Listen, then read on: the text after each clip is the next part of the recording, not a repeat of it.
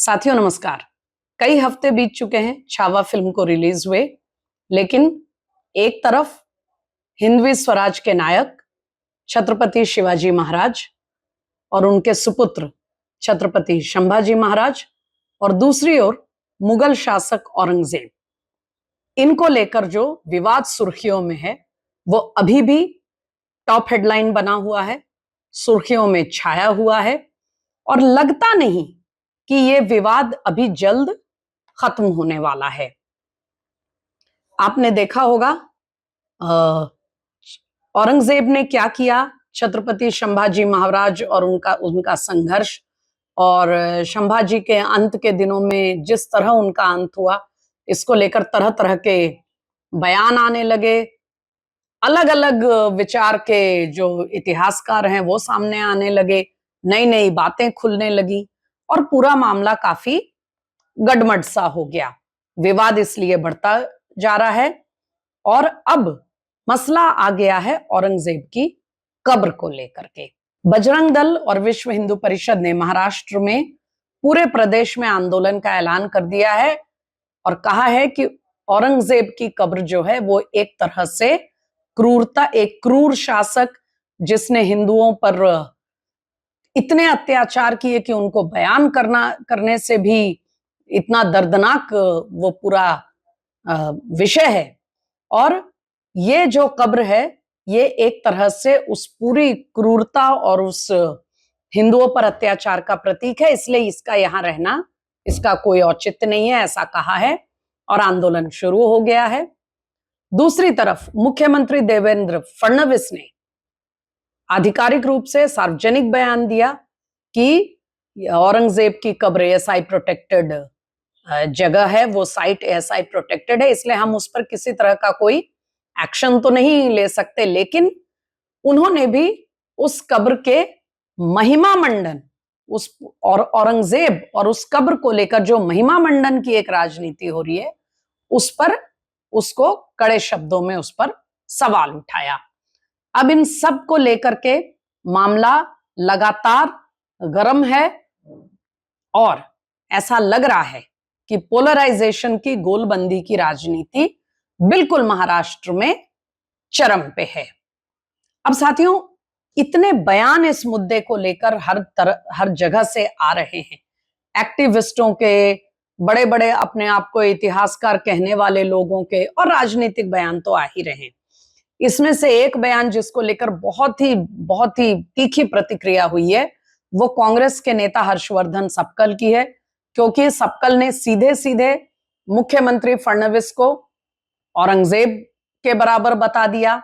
वहीं कभी हिंदू हृदय सम्राट कहे जाने वाले बाला साहब ठाकरे, उनकी पार्टी के नेता संजय राउत ने यहां तक कह दिया कि औरंगजेब की जो कब्र है वो एक शौर्य का प्रतीक है और उसको नुकसान नहीं होना चाहिए।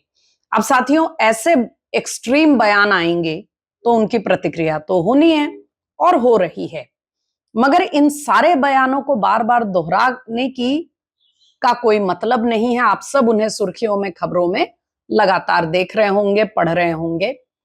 हम इस अड्डा में ये समझना चाहते हैं कि ये सब कुछ करके राजनीतिक रूप से इन लोगों को क्या लाभ या हानि हो सकती है। और इसके लिए साथियों मैं चाहूंगी कि हम थोड़ा सा 5-6 महीने पीछे चले। महाराष्ट्र विधानसभा के जब चुनाव हुए पिछले वर्ष 2024 में, तो महाविकास आघाड़ी जो अभी विपक्ष में है और महायुति, दोनों की आप रणनीति पर नजर डाल लीजिए और उनके संख्या बल को देख लीजिए तो बहुत हद तक ये मसला स्पष्ट हो सकता है। आप सबको याद होगा साथियों कि पिछले साल लोकसभा के चुनाव में उस समय एकनाथ शिंदे के नेतृत्व में जो महायुति की सरकार थी उसका प्रदर्शन बहुत ही निराशाजनक था और एक तरह से काफी झटका लगा था पूरे एनडीए को महाराष्ट्र के रिजल्ट पे। और उसके बाद महाविकास आघाड़ी का जो मोराल था, उनका मनोबल बहुत बढ़ गया और उन्हें लगा कि महाराष्ट्र विधानसभा में वो भारी बहुमत से आएंगे सरकार में।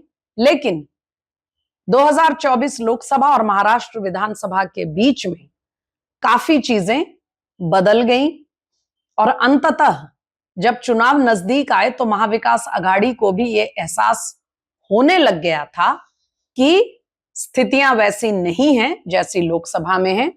महायुति की सरकार काफी मजबूत स्थिति में है और उनके लिए ये मुश्किल हो सकती है। तो उन्होंने क्या किया? उन्होंने एक जबरदस्त पोलराइजेशन का एक रणनीति पर काम करना शुरू कर दिया। एक तो हिंदुओं की भावनाओं को कष्ट पहुंचाने वाले, हिंदू मानस को ठेस पहुंचाने वाले बयान आने लगे लगातार। शायद ये बयान इसलिए दिए जा रहे थे कि जो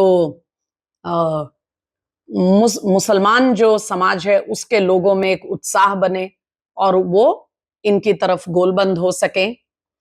इसके साथ ही जो महाविकास आघाड़ी के घटक हैं और केवल कांग्रेस और शरद पवार की एनसीपी नहीं बल्कि यूबीटी यानी उद्धव ठाकरे की सेना के जो नेता लोग थे वो भी इसमें बहुत आगे थे और बिल्कुल जाहिर तौर पर सार्वजनिक रूप से यह संदेश दिया जा रहा था कि मुसलमान समाज को खुश करने, उस समाज को भले ही ना हो लेकिन उस समाज के कुछ जो वोट के ठेकेदार होते हैं, कुछ ऐसे लोग जो कुछ मौलवी हैं, जो कुछ ऐसे कट्टर विचारों वाले नेता हैं, उनको पसंद आने वाली बातें कही जाने लगी, उनसे बैठकें होने लगी और कुल मिलाकर एक बहुत ही खुल करके एक मुसलमान समाज में गोलबंदी लाने की कोशिशें दिखाई देने लगी और इसका फायदा भी हुआ महाविकास आघाड़ी को। मुसलमानों का वोट तकरीबन उन्हें मिला, लेकिन इसका असर क्या हुआ? अगर आप महाराष्ट्र विधानसभा के आंकड़ों को देखें तो बहुत सी चीजें स्पष्ट हो जाएंगी। 288 की विधानसभा में साथियों 235 सीटें महायुति को मिल गईं और इसमें भी भारतीय जनता पार्टी का जो अपना खाता है वो तो और भी जबरदस्त था। पार्टी 132 सीटें जीत करके आई और उसका स्ट्राइक रेट 90% था, यानी 100 सीटें भाजपा ने जो लड़ी होंगी उसमें 90 वो जीत गई। तो इस तरह का एक तरफा वर्डिक्ट, एक तरफा बिल्कुल लोगों ने समर्थन दिया और महाविकास आघाड़ी यानी विपक्ष जो था वो 288 की विधानसभा में कुल 46 सीटों पर सिकुड़ कर रह गया।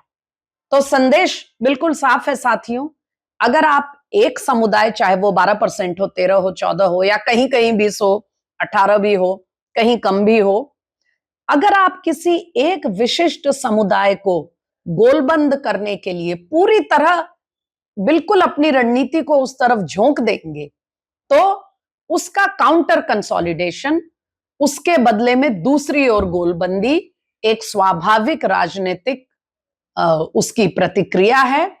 और जब जनसंख्या काउंटर कंसोलिडेशन की तरफ ज्यादा होगी तो ऐसे ही नतीजे आएंगे जो महाराष्ट्र विधानसभा में आए। शायद महाविकास आघाड़ी ने सोचा हो कि लोकसभा में जिस तरह संविधान खतरे में, आरक्षण खतरे में, जातिगत जनगणना, ऐसे विषय से उन्हें लाभ हुआ था वो हो जाएगा और इस तरह मुसलमान तो कंसोलिडेट होगा लेकिन हिंदू गोलबंद नहीं हो पाएगा क्योंकि वो इन विषयों पर बिखर जाएगा। पर ऐसा हुआ नहीं। इसीलिए आज जो औरंगजेब को लेकर पूरा विमर्श चल रहा है, अभी तुरंत कोई चुनाव तो नहीं है महाराष्ट्र में, लेकिन आने वाले समय में जल्द ही बीएमसी के चुनाव का ऐलान कभी भी हो सकता है और तब अगर इसी गोलबंदी के खेल को महाविकास आघाड़ी ने जारी रखा तो फिर इसके बरक्स जो रिवर्स कंसोलिडेशन होगा उसके लिए भी उन्हें सोचना चाहिए। फिलहाल इतना ही साथियों, हमें सब्सक्राइब कर लीजिए ताकि हम आपको इसी तरह ज्वलंत समसामयिक मुद्दों पर नियमित रूप से अपने वीडियो ला सके और अड्डा पर हमारा और आपका ये संवाद चलता रहे।